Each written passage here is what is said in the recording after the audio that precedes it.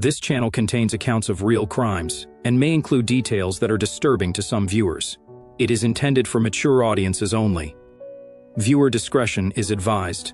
November 13th, 2022. Just before dawn broke over Moscow, Idaho, a quiet college town, a house full of young friends, and then nothing would ever be the same again. At 3:29 a.m., surveillance footage captured a white sedan driving past 1122 King Road, and those inside the home should have been asleep. That's the first unsettling fact. But what police uncovered in the home hours later would rewrite every theory about safety on campus. Wait, what really happened? Inside that home, Kaylee Goncalves, 21, Madison Maddie Mogan, 21, Xana Kernodle, 20, and Ethan Chapin, 20, friends, companions on a night they never left. One was studying fashion, another working on a business degree, their lives full of promise. How does 4 bright young lives end so violently, in a place meant for safety? Would you feel safe walking into your own home at night? Then at 4 a.m., a chilling audio capture, a DoorDash delivery. Less than 20 minutes later, a masked figure spoke to the roommate inside. The chilling words, "I'm going to help you." And then, he walked past and left. What did they hear next? 8 hours later, police discovered the unthinkable inside. The students were gone, taken from the beds where they fell asleep. Hours of frantic searching would follow. A community questioned how someone could strike so close while they slept. Then came the arrest. Bryan Kohberger, a criminology grad student in nearby Pullman. DNA from a knife sheath found in his vehicle. Cell phone pings matching that white sedan at 3:29 a.m. The evidence stacked. But what pushed investigators to that man? He pleaded guilty in July 2025, 4 life sentences, never to be free again. Yet, no motive was ever given. Who was he? Was it obsession, opportunity, something he never explained? And how will we ever understand it? Welcome to Vanished Voices, where real crime unfolds in plain sight. In the early hours of November 13th, 2022, between 4 and 4:25 a.m., 4 University of Idaho students were found stabbed to death in their off-campus house at 1122 King Road, Moscow, a peaceful college town nestled in the Palouse Hills of northern Idaho. These weren't random passers-by. They were students pursuing dreams, building friendships, thriving in a town that had gone years without a violent crime. On the 3rd floor lived Kaylee Goncalves, 21, set to graduate early and already had a job lined up, and her best friend since childhood, Maddie Madison Mogan, also 21, studying marketing and working part-time.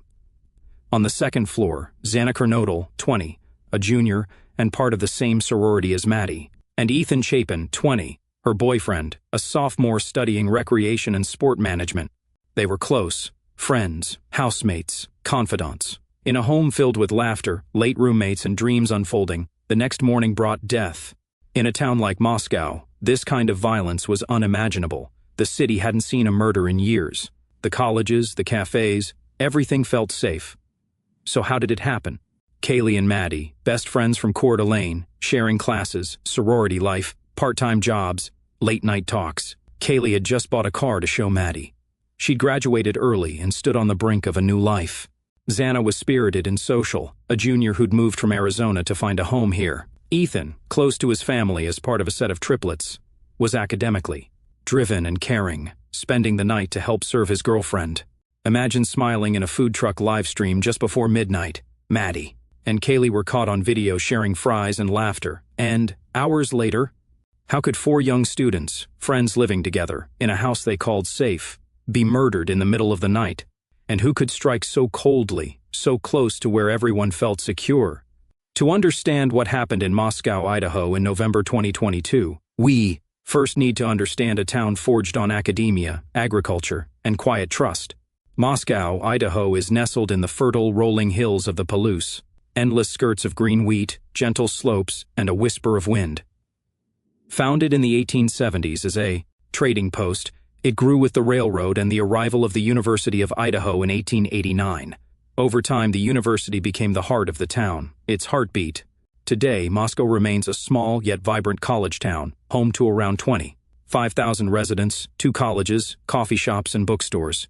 The university's bright lights poured into the streets at night. Maintenance workers locked buildings at midnight, the library echoed with late studiers, and fraternities emptied into the night. It felt safe, Any crime at scale violated the core of the town. Neighbor trusts neighbor, students walks in groups, cars left unlocked. The murderer who struck didn't just take lives, he shattered a belief that this place was safe.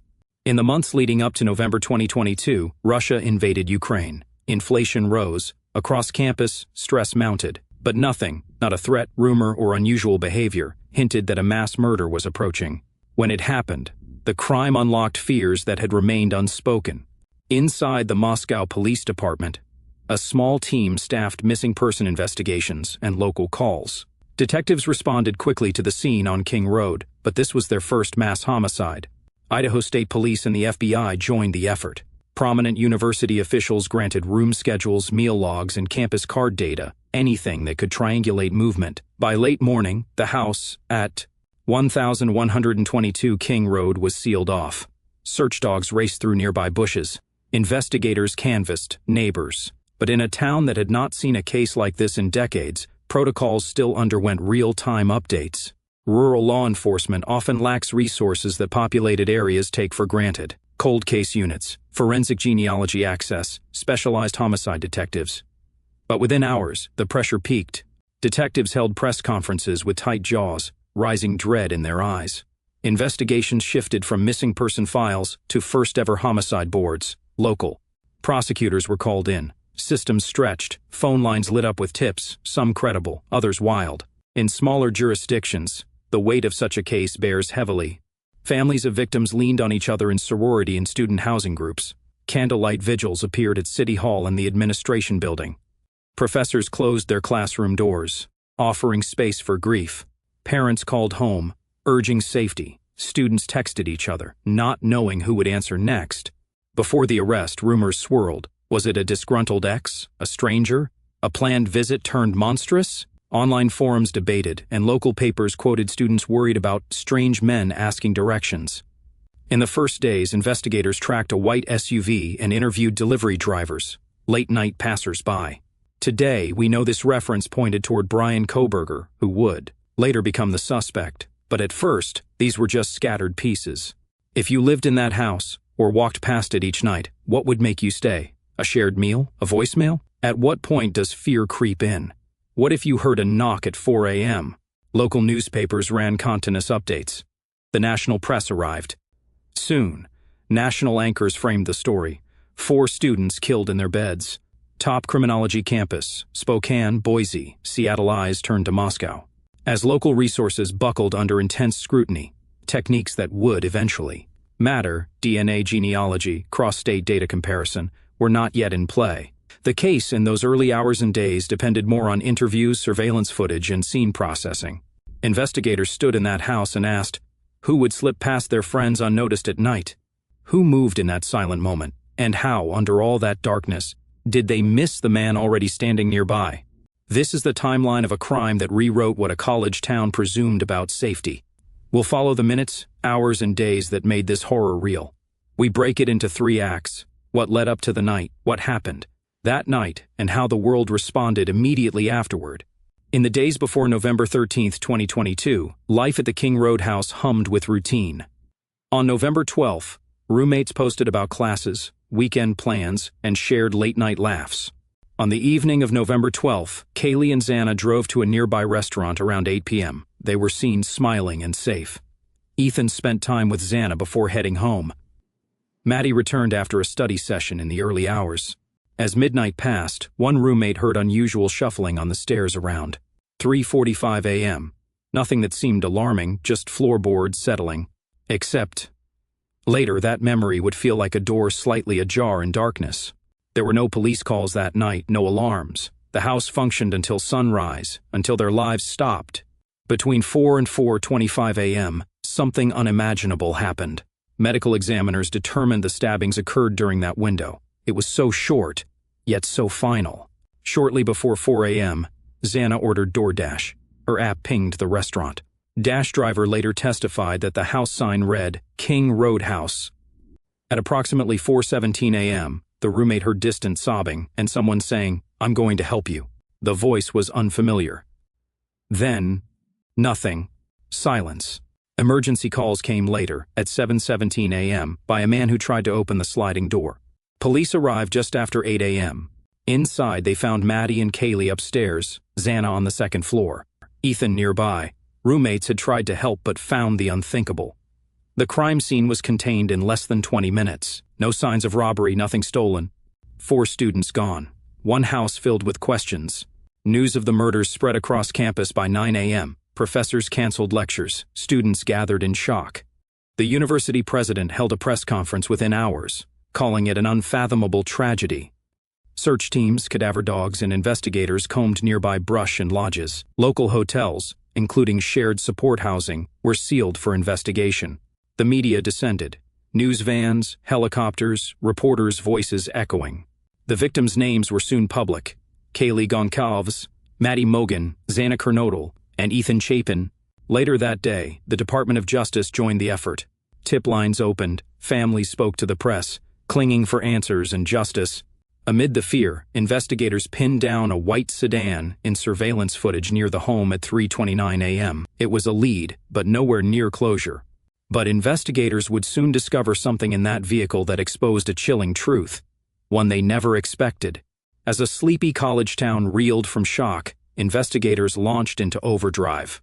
The University of Idaho murders demanded answers, fast. Within minutes of the emergency call at 7:17 a.m., responding officers arrived. Securing the scene at 1122 King Road, they discovered a crime beyond anything Moscow had seen. The house became a fortress. Police tape around it, neighbors kept behind, the door sealed, forensic teams moving in. Uniformed officers called in evidence collection units and homicide detectives. Cameras photographed every angle. Boards were filled with victim information. Kaylee Goncalves, Madison Mogan, Xana Kernodle, Ethan Chapin. Personal items, phones, laptops, books, were bagged and labeled. No signs of forced entry, no apparent motive. Fairchild Air Force Base helped secure an elation drone overhead. By 9 a.m., Idaho State Police, Latah County deputies, and federal agents stood shoulder to shoulder. Investigators scoured social logs, building access records, and roommate statements. All critical pathways to establishing timelines and identifying potential suspects. Early speculation ran wild. Was it a stalker? An intruder? A disgruntled ex? Several leads emerged, some credible, some not. A neighbor reported hearing a low voice around 2:30 a.m., somewhere between distant rumbling of cars and absolute silence. An off-duty campus security officer thought he saw a figure near the house's sliding door at 3:45 a.m., but these accounts conflicted. One placed the person running east, another said the figure moved west. An anonymous tip called into Latah County, asked if the investigators considered an estranged partner. The person calling hung up before details were given, leaving detectives with more questions than direction. Then there was a driver. A local Uber driver said he dropped a passenger on King Road around 3 a.m., a detail that could have matched the timing. But the passenger vanished before the driver could ask questions. These leads offered shades of possibility, but none of them held. Meanwhile, forensic teams worked through the home in shifting blue lighting. Swabs from door handles, sheets, phones. Texts were downloaded, emails pulled, dash delivery logs were traced. Already, forensic screens glowed with data. Investigators matched the DoorDash ping, Xana's order, pinpointing the drop-off time and location. Cameras at nearby intersections recorded the white sedan seen earlier, the one caught around 3:29 a.m. The vehicle's license plate was traced to a white Nissan Rogue owned by a graduate student from nearby Pullman, Bryan Kohberger. It was a name no one in Moscow had expected, but the key piece came when a knife sheath found in the vehicle contained DNA. Traces matching DNA recovered on the murder weapon and inside the house. That link brought a sharp pivot. Just when detectives thought they had their man, the DNA came back with a shocking twist. They ran the DNA through familial genealogy databases. Not just a match, a close family link emerged. A link that identified Kohberger beyond a reasonable doubt. Still, some witness statements conflicted. One student said she saw the white Rogue parked near campus at 4:30 a.m., though that clashes with geographic analysis. Another neighbor said the driver was too young to be Bryan Kohberger, but surveillance placed him behind the wheel. To resolve those conflicts, investigators re-interviewed dozens of witnesses, cross-checked timestamps, phone towers, and receipts. Every detail mattered. By December 2022, investigators felt they had amassed enough evidence. On the night of December 30th, Pennsylvania State Police arrested Bryan Kohberger outside his apartment near Pullman. Digital data, DNA, and the white Rogue, Each piece locked the story together. Kohberger was charged with 4 counts of first-degree murder. He was the student who lived miles away, but who had learned how to navigate criminal investigations for himself. We have arrived at the moment where questions meet answers, or at least where law tries to make sense of tragedy. This is the trial phase. The evidence, the objections, the emotional testimony, all converge under bright scrutiny.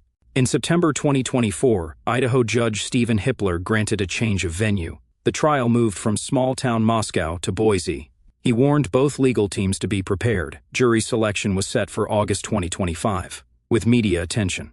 Nationwide, a strict gag order had been in place. But in July 2025, the judge lifted it, citing the public's right to information outweighed risks to jury impartiality.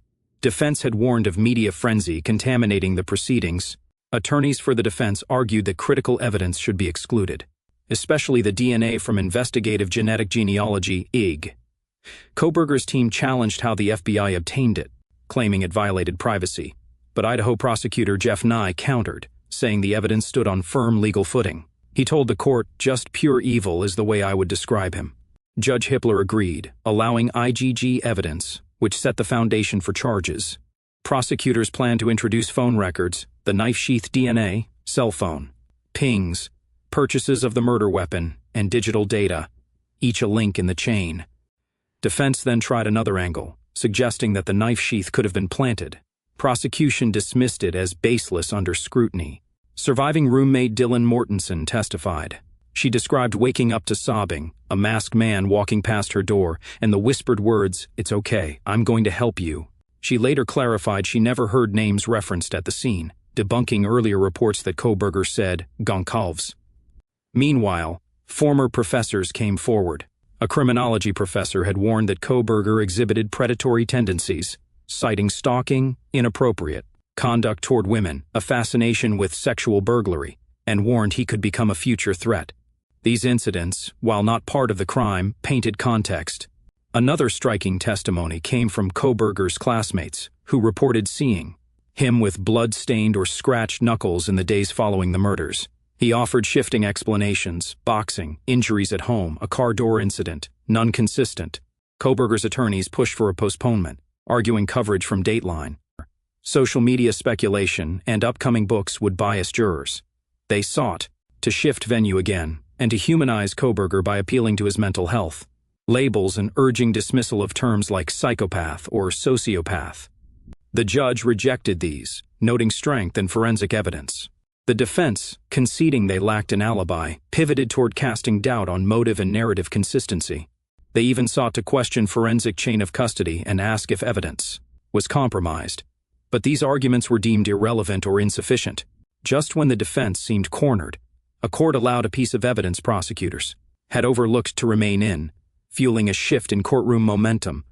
Before jury selection started, rising trial pressures and the strong forensic case pushed Kohberger to plead guilty on July 2, 2025.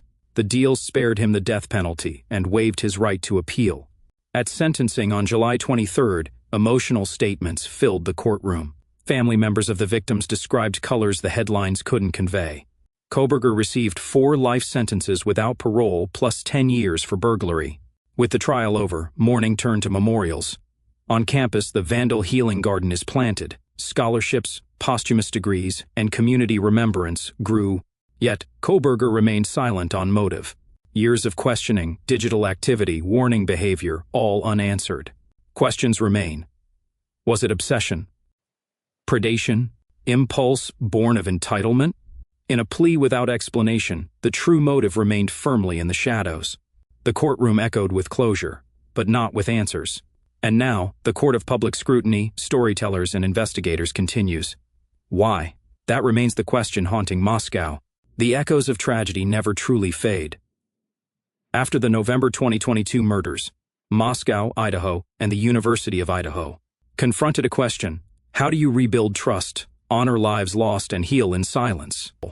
Across Moscow, home to rolling fields and quiet streets, residents felt raw grief. Campus halls, once thrumming with activity, turned unnaturally still. Greek row, bars, dorm lobbies, all hushed. Community leaders spoke of a shared trauma that transcended finger-pointing. In early 2023, the university moved forward. The King Road house where the students were killed was torn down, labeled a necessary step to healing. By spring, posthumous degrees were awarded to Kaylee, Maddie, Xana, and Ethan. And in 2024, the Vandal Healing Garden opened, a sacred, living memorial on campus. Scholarships were established in their names. The Xana Kernodle Scholarship Endowment, $4 match up to $10,000, and the Ethan Chapin Memorial Fund through Sigma Chi. The university and families planned them not as academic legacies, but as personal ones. On the one-year anniversary, November 13, 2023, students gathered. Again where the house stood, candles flickering under pinpoints of campus lights. Speakers recounted who their friends were: Maddie's warmth, Kaylee's early drive, Xana's energy, Ethan's steady kindness. National media and social platforms expanded the viral footprint. News outlets dissected the timeline, the plea deal, igniting debates about justice, closure, and transparency. Amid sorrow, mistrust brewed. Some families resented the plea deal, avoiding the death penalty. Reports showed Kohberger had filed harassment complaints and been subject to leaked jail footage, reigniting public attention. Some board members called for legislative change, advocating reforms in forensic genealogy usage and campus safety protocols. Others examined warning signs from Kohberger's past and how they went unheeded. This was a turning point. Public reaction wasn't just mourning, it demanded answers, reform, and safeguarding for future students. The prospect of unchecked violence in small academic towns led to procedural shifts. The Idaho State Police and FBI began drafting cross-jurisdictional workshops. Tools like tip-line protocols, DNA genealogy policies, and communication strategies were evaluated for best practices. Meanwhile, Congress debated legislation around forensic databases. Should platforms like GED Match limit access? Should victim advocates have more input in plea decisions? The Idaho case became a quiet catalyst. Though not every reform passed, clear movement followed. It was a legacy of vigilance born from grief. Even as life regained rhythm, classes resumed, campus music returned, candles settled, the questions remained. Why did Kohberger remain silent on motive? What about that roommate story? Did he use Kaylee's name or say only, "I'm here for you"? The guilty plea ended legal proceedings, but not emotional ones. Families sought meaning beyond verdicts. Students demanded trust be rebuilt. Investigators knew the case was closed, but for Moscow and Vandal Nation, healing would continue only when memory met understanding. The courtroom may have delivered justice and statutes rewritten, but the hearts of a campus, a community, and families will carry the cost. The fear that someone in black could walk past and vanish into shadows remains. And so we ask again, would knowing the motive bring comfort, or would the silence behind the crime still echo louder? Moscow's nightmare was realized when Bryan Kohberger became the suspect. But even as police pieced together evidence, alternate theories surfaced. Could an unknown person have walked through the same door and slipped away? Kohberger's defense attorneys raised an alternate perpetrators theory, suggesting someone else might have killed Kaylee, Maddie, Xana, and Ethan. But the judge presented a significant hurdle. Under Idaho law, you must present compelling evidence to show that another suspect is plausible. During hearings in May 2025, defense requested to name 4 alternative suspects, friends of the victims present in the house that night, but gave no evidence tying them to the crime. Judge Stephen Hippler denied their inclusion, ruling that the suggestions lacked any real link to motive, means, or physical evidence. Early in the investigation, a police chief revealed rumors that Kaylee Goncalves may have had a stalker. Moscow police received tips from social media users claiming someone was following her, but they were deemed inconclusive. Investigators couldn't verify those claims, so it remained part of an open case inventory, but never formally pursued in court. Could someone with personal knowledge or obsession have acted that night? Without corroboration, it stayed an unproven thread. Just when that legal door closed, whispers of another idea began to surface. Online communities offered theories far afield. On Reddit, one user posited that Kohberger might have intended to harm one person, perhaps Mogan, with whom he may have interacted, and that others became collateral damage. This theory pointed to the knife sheath being dropped by mistake, suggesting a panicked return to the scene before leaving again. There's no evidence he planned 2 crime scenes or entered a second time to stage evidence. But these are the kind of theories that filled forums as the trial stalled. Though the guilty plea ended courtroom speculation, new details emerged. At Washington State University, a criminology professor had warned faculty that Kohberger displayed troubling behavior, stalking, sexist language, even a break-in involving theft of perfume and underwear. Multiple complaints had been raised 2 weeks before the murders. One break-in victimization appeared unrelated, but some wondered if those behaviors formed the core of a motive. Still, they remained outside the court's accepted scope. In the early release of investigation records, one outlet reported law enforcement believed Kohberger may have left face and handprints along a window at 1122 King Road, suggesting movement in and out of scenes and reinforcing that he likely knew the house layout prior. And classmates of Kohberger recalled seeing cat scratch-like wounds on his hands weeks after. The murders, possible defensive injuries inflicted by Zana, who had over 50 defensive wounds. His explanations, boxing, car accident, changed over time. Even after sentencing, Kohberger provided no answers. In prison, he filed a harassment complaint, claimed threats from inmates, and displayed obsessive habits like lengthy showers and fastidious cleanliness. He once made a chilling remark about the violence, that the killer must have been pretty good, and implied it could be a one-and-done incident, statements interpreted as detached and disturbing pre-trial. Alternate suspects, judges ruled them out due to lack of evidence. Stalker or personal vendetta, rumors but no verified leads. Online speculation, engaging but intangible and often contradictory. Behavioral red flags, real but insufficient for motive in court. Physical traces and inmate behavior adds color, but not courtroom testimony. Yet each thread points to public discomfort. Was justice served, or merely applied to the only visible suspect?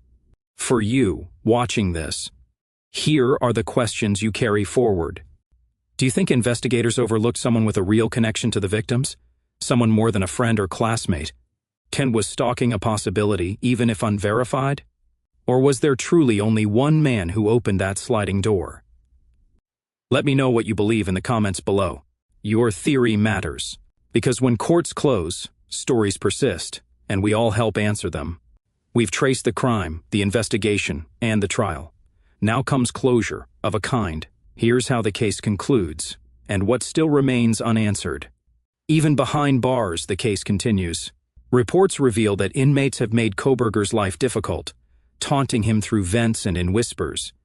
Though prison officials maintain his safety, he filed complaints citing harassment and requested transfers, but authorities have yet to relocate him.